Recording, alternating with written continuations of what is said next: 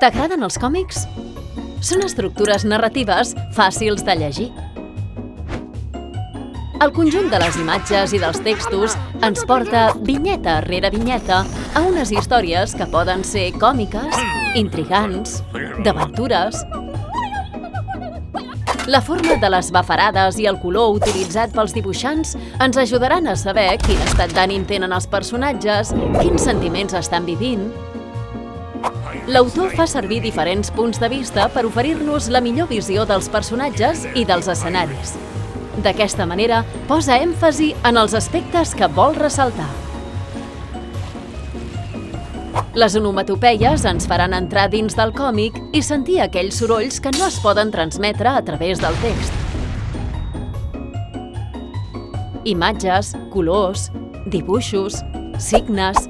Tot junt conforma un món de fantasia. Quin és el teu personatge de còmic preferit?